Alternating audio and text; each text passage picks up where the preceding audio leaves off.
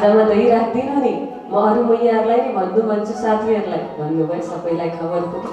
अब सबै भोलि दही लिएर खाजा लिएर बाछा चराउन वन जानुभयो। कृष्ण जीवनमा अब बाछा छोडिदिनुहुन्छ, साथीहरूसँग खेल्न लाग्नुहुन्छ। अब दिउँसो खेलेर खेलेर भोक लाग्न थाल्यो। साथी हो खोइ त आज घर घरबाट ल्याएको दही कहाँ राखेको छ भनेर कृष्णजीले भन्नुहुन्छ। साथीहरू सबैजना आफ्नो आफ्नो त्यो मटकाहरूमा ठेकोहरूमा केकीहरूमा दही लगेको थियो, सबैले ल्याउँछन् कृष्णजीको अगाडि। यो हाम्रो मैयाले पठाएको, यो हाम्रो मैयाले पठाएको, यो हाम्रो मैयाले पठाएको भनेर कृष्णजी पनि मेरो मैया त झन् मिठो पठाउनु भएको छ भन्दै अगाडि राख्नुहुन्छ।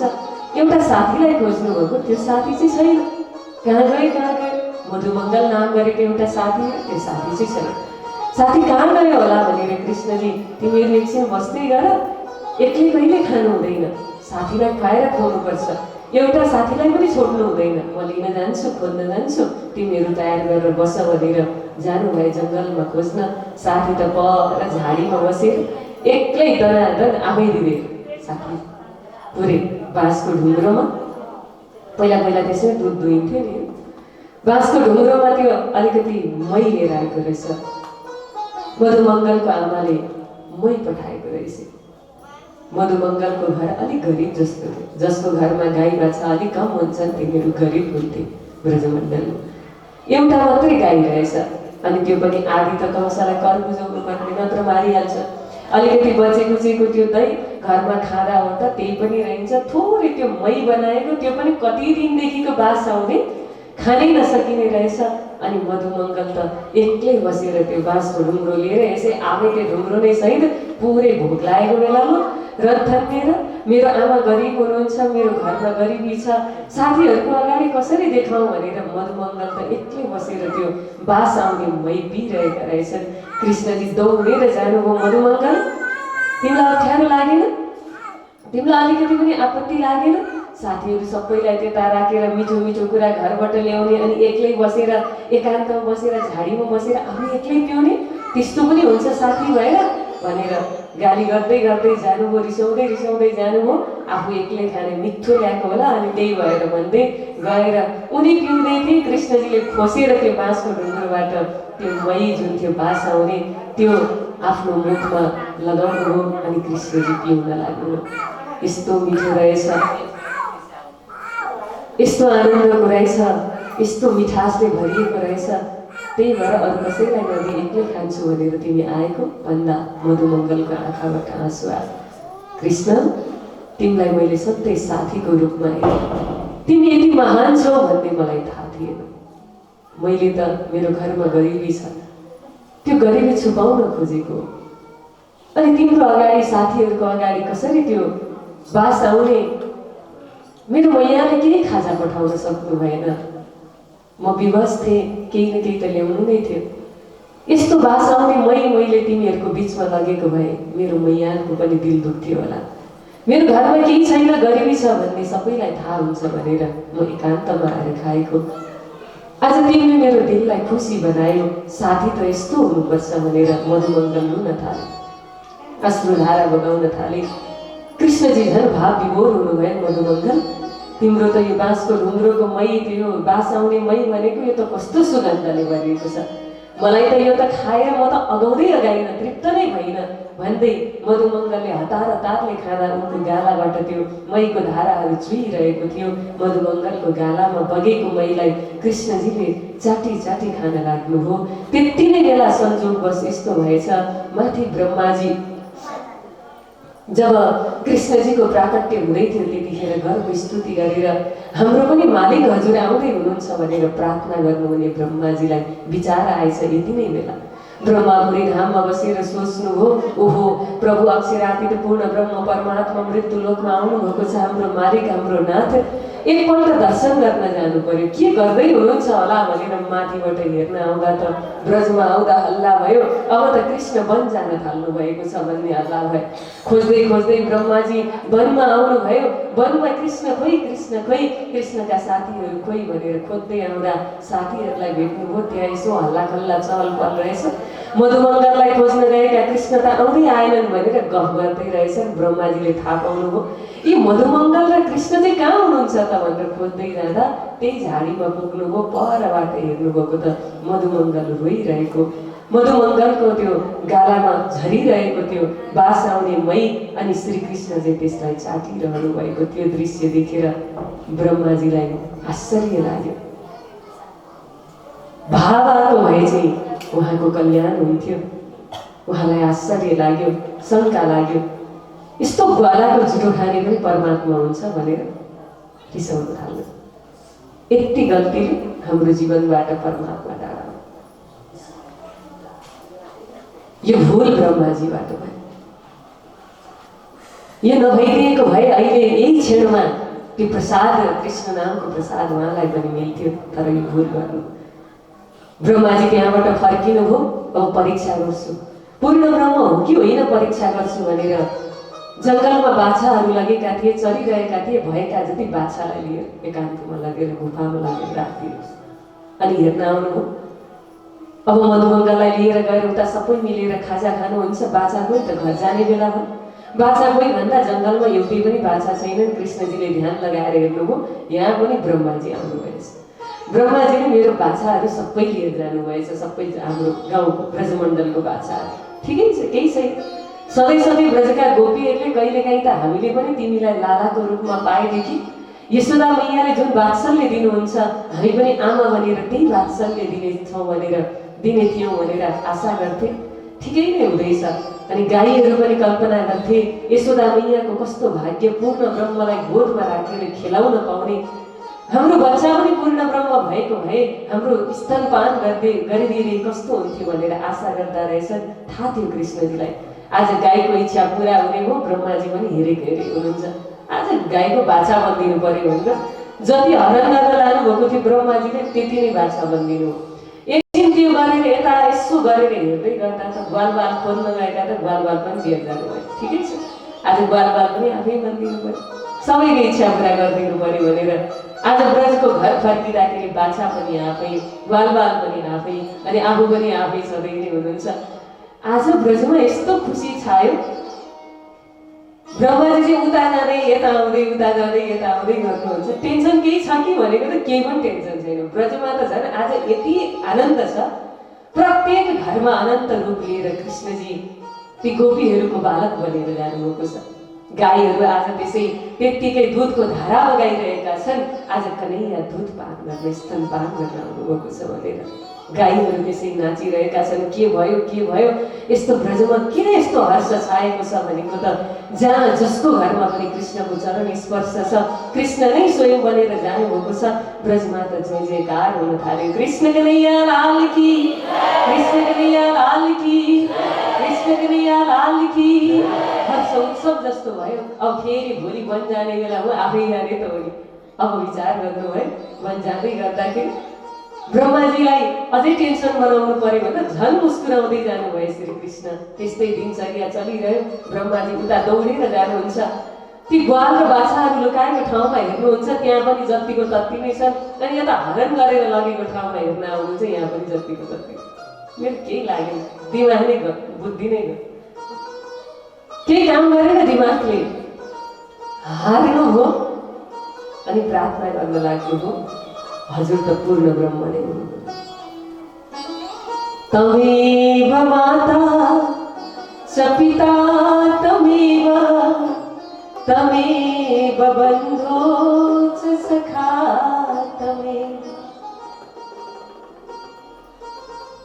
हजुर सर्वस्व हाम्रो मालिक, साथी, परमात्मा, पिता सबै तपाईँ नै हुनुहुन्छ। मेरो मालिक, मैले यस्तो मालिकलाई परीक्षा गरेर यति ठुलो भूल गरेँ। हजुरको त्यो प्रसादको म सधैँ प्यासी नै छु भनेर आफ्नो गल्ती स्वीकार गरेर आउनुहुन्छ। अब यहाँ आज श्री कृष्णजीले ब्रह्माजी प्रसाद अलिकति जुठो प्रसाद केही पाउँछु भनेर सोचेर आफ्नो भूल स्वीकार गरेर आउने दिनमा कृष्णजीले खीर पायसको खाजा खाने भनेर घरबाट त्यस्तो खाजा लिएर जानुभएको रहेछ साथीहरूलाई भनेर। खाने बेला भयो, ब्रह्माजीले विचार गर्नुभयो अब चाहिँ जानुपर्छ भनेर। आज थाहा भयो कृष्णजीलाई ब्रह्माजी आउँदै हुनुहुन्छ प्रसाद लिन जुठन लिन भनेर। कृष्णजी बाठो भएर भन्नुभयो आज खिर पायसको भोग लगाएको छ, खाजा त्यही छ साथी हो।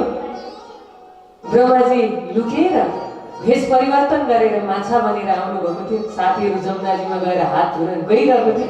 एकछिन कोही पनि जाने जमुनाजीमा हात धुनको लागि। खिर खाएको हात जुठो हुँदैन भनेर फर्काइदिनु।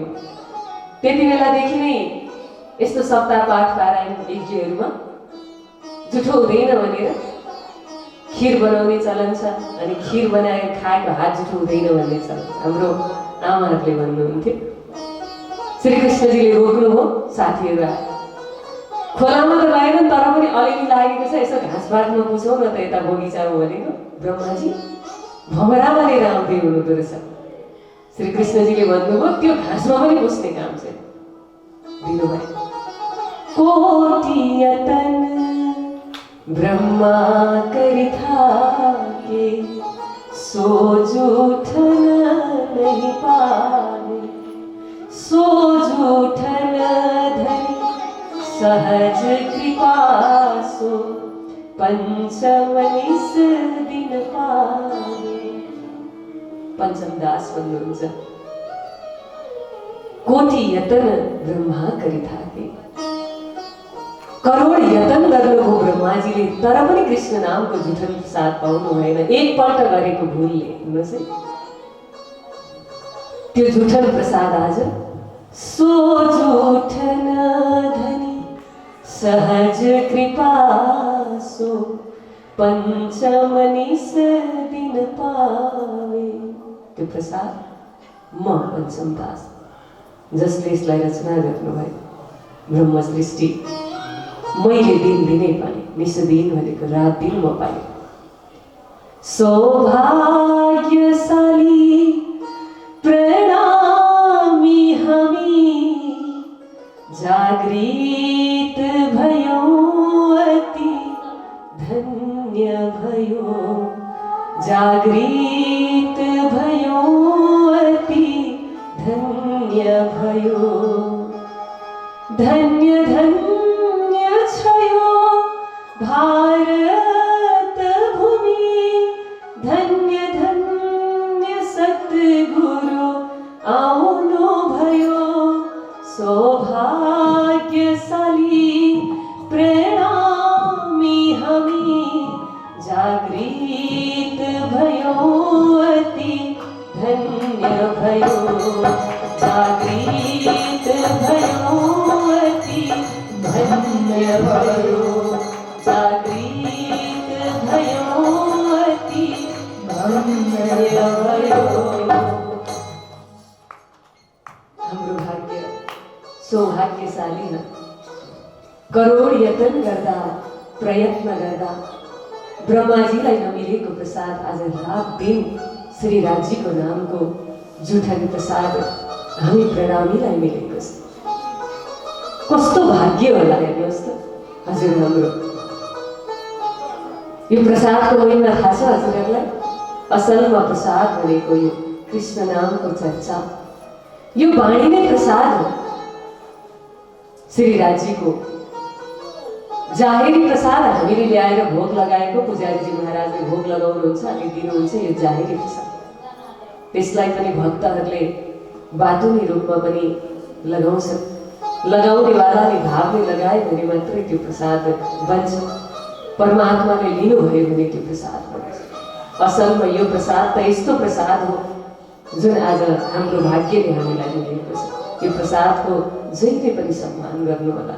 यो प्रसाद नपाइकन अरू केही पनि नपाउनु होला। ब्रह्माजीलाई दुर्लभ प्रसाद आज हामीलाई मिलिरहेको छ। ब्रह्माजी हारेर जानुभयो, सधैँ उहाँ तडपिरहनुहुन्छ। आज कलिकालमा आएर महामती प्राज्ञाजीले यस्तो व्यवस्था गरिदिनु भयो, यो तारतम रूपी प्रसाद यस्तो ल्याइदिनु भयो। यो प्रसाद चाहिँ ब्रह्म सृष्टिबाट ईश्वरीलाई पुग्छ, ईश्वरी सृष्टिबाट जीवलाई पुग्छ। साथ साथमा प्रचार हुँदै हुँदै जाँदा माथिका लोकालोकमा बस्ने जो कृष्ण नामको प्रसाद खोजिरहने भगवान देव देवता हुनुहुन्छ 14 समर्पण भाव अझै जागोस् भनेर 2-3वटा प्रसङ्गलाई मात्र हजुरहरूको बीचमा मैले यहाँ राखेको। कति त्यस्ता रसिक प्रसङ्गहरू रहेका छन्। श्री कृष्णजीको लीलामा हामीलाई कति आनन्द दिनुभयो श्री कृष्णजीले। 11 वर्ष 52 दिनको प्रसङ्गमा अब लगभग 11 वर्षको श्री कृष्णजी हुन थाल्नु भएको छ। जन्मोत्सव मनाउने सधैँ घरमा उत्सवै उत्सव हुने अब 11 वर्ष पुग्नु भएको उत्सव मनाउनको लागि तयारी चलिरहेको छ। अब त्यो तयारी कस्तो हुन्छ अनि कसरी हामीलाई वृन्दावन लिएर जानुहुन्छ त्यो प्रसङ्ग हामी ब्रजबाट हामी 11 वर्ष 52 दिनको लीला गरेर अक्षरातीत धामधनीको साथमा वृन्दावन विहद्दको भूमिमा योगमायाको द्वारा रचित केवल ब्रह्मको धाममा सुन्दर वृन्दावनमा रासरमण हुन्छ। यो घर संसार छुडाइदिनुहुन्छ हाम्रो मालिकले, अब धेरै दुःखमा राख्नुहुन्न। त्यो सुन्दर प्रसङ्ग भोलि हाम्रै कथा हाम्रै जीवनी अनि हामी नै यात्रा गर्दै जाने यो प्रसङ्गहरू हामी भोलि श्रवण गर्नेछौँ। आजको प्रसङ्गलाई म विश्राम गर्दछु। भोलि रासको प्रसङ्ग आउँछ। हजुरहरू सबैजना जो राम्रो गरबा रास गर्नुहुन्छ 6-7 जना 8 जनाको टिम बनाएर राम्रो श्रृङ्गार सजिएर योग मायाले श्रृङ्गार सजाउनुहुन्छ। भोलि प्रसङ्गमा हजुरहरू पनि सजिएर तयार भएर आउनुहोला। दिउँसोकै प्रसङ्गमा सुरुमै त्यो प्रसङ्ग आउँछ अनि यहाँ वृन्दावनको त्यो सुन्दर दृश्यको पनि हामी गरबा रासको साथमा आनन्द लिनेछौँ। एउटा सुमधुर भजनको साथमा आजको प्रसङ्गलाई विश्राम गर्दछु। कृष्ण कन्हैया लाल की, सतगुरु महाराज की, श्री प्राणनाथ प्यारे की।